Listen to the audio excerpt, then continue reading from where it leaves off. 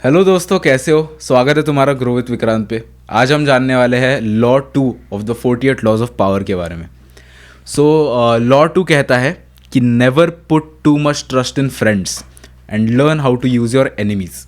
अभी इसके अंदर डीप डाइव करते हैं कि ये चीज़ क्यों कही है ऑथर रॉबर्ट ग्रीन ने, कि तुम्हारा अगर कोई दोस्त है, एक तुम्हारा बेस्ट फ्रेंड पकड़ लेता है, तुम्हारा इमोशनल कनेक्ट होता है उस इंसान के साथ। पर इमोशनल कनेक्ट और प्रोफेशनल कनेक्ट दो अलग अलग चीज़ें होती है, और बहुत से लोगों का ऐसा ओपिनियन है कि इमोशनल और प्रोफेशनल को मिक्स नहीं करना चाहिए। एंड वो इन सम वे राइट है, क्योंकि इमोशनल जहाँ आ जाता है वहाँ प्रोफेशनल रिलेशन के लिए जितनी पावर, जितना डोमिनेशन दिखाना पड़ता है सामने वाले इंसान की तरफ, कि if somebody is not doing this work, me professionally I can make that person do that work by saying to him. उसको बोल सकता हूँ मैं कि तू ये काम कर, वरना कल मैं तेरे को नौकरी से निकाल दूंगा। ये मैं कोल्ड हार्टेडली उससे कह सकता हूँ। बट जब मेरा उस इंसान के साथ एक इमोशनल कनेक्ट होता है, तब क्या होगा, मैं उससे वो चीज़ बोल भी दूंगा, बट उससे हमारा प्रोफेशनल रिलेशन अगर ख़राब भी हो गया, उस चीज़ के लिए मैं अपना एक इमोशनल रिलेशन सैक्रिफाइस कर रहा हूँ। तो ये प्रॉब्लम एक टू वे स्ट्रीट होती है। जो फ्रेंड होता है, उस फ्रेंड को अगर तुमने प्रोफेशनली किसी चीज़ में इन्वॉल्व कर लिया, तो वो फ्रेंड क्या सोचेगा कि ये एक प्रोफेशनल चीज़ है जिससे मुझे पैसा मिलेगा, बट अगेन मैं ये मेरे दोस्त के लिए कर रहा हूँ, सो मुझे अगर कोई प्रॉब्लम आएगा तो वो इंसान समझ सकता है। वेरएज अगर वो एक प्रोफेशनल एनवायरनमेंट में होगा, तो उसको पता है कि मेरी एचआर घंटा सुनने नहीं वाली, मैंने उसको छुट्टी मांगी, कुछ भी करा, वो समझने नहीं वाली, क्योंकि मेरा उसका कोई इमोशनल नाता ही नहीं है।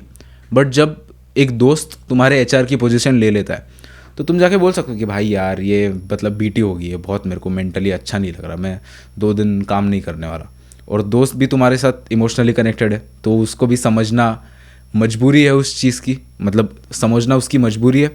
सो इसमें क्या होता है कि काम का जो लेवल होता है, वो काम उतना अचीव नहीं हो पाता। सो इसकी वजह से never put too much trust in friends. हाँ, और एक चीज़ जो मुझे याद आई कि ये चीज़ तुम्हें बताना, कि फ्रेंड्स जो होते हैं, तुम्हें ऐसा लगता है कि तुम्हारे एनिमीज़ तुम्हारे बारे में बुरा करना चाहते हैं। डेफिनेटली तुम्हारे एनिमीज़ तुम्हारे बारे में बुरा करना चाहते हैं, बट सबसे ज़्यादा बुरा कौन कर सकता है तुम्हारे बारे में, मतलब तुम्हारे साथ सबसे ज़्यादा कौन बुरा कर सकता है? तो उसका आंसर है तुम्हारे फ्रेंड्स। ये चीज़ इसीलिए है क्योंकि तुम्हारे दिल में जो भी होता है, तुम्हारी लाइफ में जो भी चल रहा है, हर एक चीज़ तुम्हारे दोस्तों के पास जाके वेंट कर देते हो। बट वो तुम इसलिए करते हो क्योंकि तुम्हें लगता है कि वो अच्छे लोग हैं, तुम्हारे लिए अच्छा चाहते हैं। और ऐसा होता भी है कि बहुत से लोग अच्छे होते हैं और तुम्हारे लिए भला चाहते हैं, बट एट द एंड वो सिर्फ तुम्हारे दिमाग में है कि ये मेरा दोस्त है और ये मेरे लिए अच्छा ही चाहता होगा। तुम्हारे पास कुछ भी 100% कन्फर्म नहीं है। सो अगर वो इंसान तुम्हें पता चल जाए 2-3 साल बाद, तुम्हारे बारे साथ कुछ तो कर दे जो तुम्हें धोखा दे दे लेट से, तो तुम किसी को ब्लेम नहीं कर सकते, क्योंकि 100% तुम्हें कोई चीज़ पता नहीं है। तो सबसे ज़्यादा अगर तुम्हें कोई डिस्ट्रॉय कर सकता है, तो वो है तुम्हारे खुद के दोस्त। इसीलिए again, never put too much trust in friends. अभी why put trust in enemies और वाई यूज़ एनिमीज़, इसका मतलब ऑथर ने इसलिए लिखा है कि अगर समझ लो कि तुम्हारा एक दोस्त है, उसके साथ दोस्त था, मतलब उसके साथ तुम्हारी लड़ाई हो गई, अब तुम बात नहीं करते, कुछ नहीं करते, और एक मैराथन है या एक स्प्रिंट रेस है, 100 मीटर्स रेस है, और तुम एक दूसरे के बाजू में आ गए, एक दूसरे के अगेंस्ट कम्पीट कर रहे हो। तुम्हारे लिए तुम्हारे अंदर उस सामने वाले इंसान के लिए एक गुस्सा होगा, एक वेंजेंस होगी, जिसके लिए अगर तुम 80% दोगे ना उस रेस में, जस्ट बिकॉज वो इंसान उस रेस में है, तुम्हारा 100% दोगे और पूरा जोर लगाओगे कि मैं इसको कैसे हरा सकता हूँ। पर वही चीज़ अगर राइवलरी के सिवाय इन कंपनी हो गई, मतलब मेरा कुछ काम है, मैंने मेरे एक एनिमी को अप्रोच किया कि मेरा ये काम मुझे करके दे सकता है क्या, तो वो दोस्त के लिए वो क्या होगा, वो अपॉर्चुनिटी, दोस्त नहीं सॉरी, उस एनिमी के लिए वो अपॉर्चुनिटी क्या होगी? उसको लगेगा कि ये साला ये मेरे को काम दे रहा है, आके मैं देखता हूँ, मैं इसको ऐसा क्रेज़ी कर देता हूँ ना कि इसने कभी सोचा नहीं होगा ऐसा करने का, क्योंकि वो उस अपॉर्चुनिटी को एक कंपटीशन की तरह ट्रीट करेगा, और वो अपनी मतलब पूरे अग्रेशन के साथ वो जान लगाकर अच्छा काम करेगा। वो अच्छा काम होगा, पर उसके पीछे का इमोशन होगा एंगर और अग्रेशन।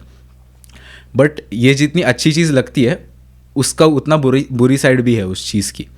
क्योंकि क्या होगा कि अगर तुमने उस एनिमी को ज़्यादा एक्सेस दे दिया, लेट से एक काम उसने अच्छा कर दिया, तूने बोला हाँ ये तो तूने अच्छा कर दिया, उसके पीछे का अग्रेशन नहीं देखा और तुमने बोला कि तू ये भी कर दे, फिर तू ये भी कर दे, फिर तू ये भी कर दे, और देखते देखते उसको 3/4 ऑफ द वर्क तुमने दे दिया, तुम एक ही काम कर रहे हो या आधा आधा कर दिया, तो उसके पास वो कंट्रोल आ जाता है।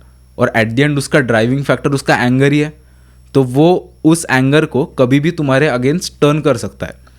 तो you need to figure out that spot जहाँ पर तुम उस एनिमी को काम दे रहे हो, उसके एंगर से रिजल्ट्स ले रहे हो, बट अगेन तुम उसको कंट्रोल नहीं दे रहे।